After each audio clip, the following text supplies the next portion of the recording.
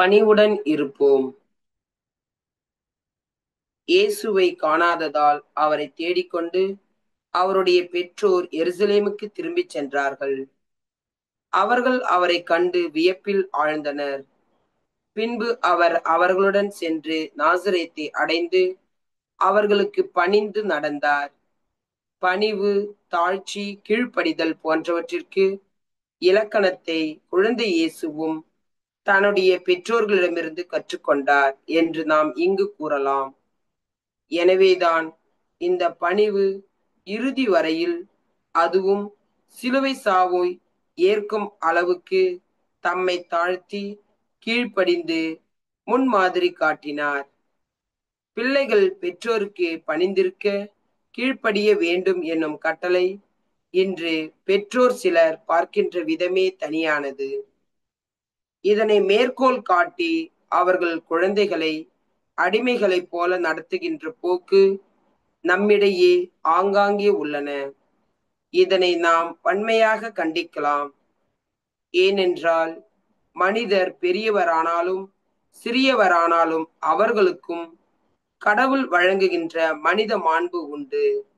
அதை யாரும் அழித்து விடவோ எடுத்து விடவோ இயலாது.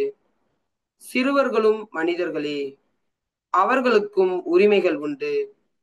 அவற்றை யாரும் மீறலாகாது. பிள்ளைகளை தங்களுக்கு பணிந்திருக்க வேண்டும் என்ற வெறியோடு பிள்ளைகளை நடத்தி மனம் மகிழும் பெற்றோரை நாம் பார்க்கின்றோம். சாதியத்தில் ஊன்றிப்போன பெற்றோரின் கௌரவத்தால் தங்கள் பிள்ளைகளின் வாழ்வை சீர்குலைத்து தங்கள் பிள்ளைகளை எரித்து தற்கொலை செய்யும் அளவிற்கு நடக்கும் பெற்றோரையும் நாம் பார்க்கின்றோம். தங்கள் பிள்ளைகள் தங்களுக்கு பணிந்திருக்கிறார்கள் என பிறரிடம் புகழ்வோரையும் நாம் காண்கின்றோம். பிள்ளைகள் தங்களுக்கு பணிந்திருக்க வேண்டும் என்ற எண்ணக் கருவை இவ்வாறு பாழாக்கும் பெற்றோரும் நம்மிடையே உண்டு என்பதை நாம் மறந்துவிடலாகாது. உள்ளார்ந்த பணிதலும் கீழ்ப்படிதலும் மனிதர் யாராயிருந்தாலும் இன்றியமையாதது. நாமும் இந்த பணிவை கற்றுக்கொள்வோம். பணிந்த உள்ளத்தினராய் வாழ்வோம்.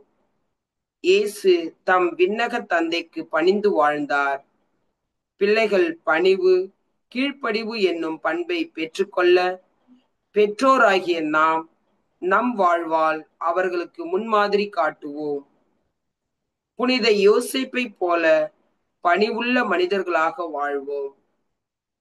இறையோடு இறை அருளுக்காய் காத்திருப்போம்.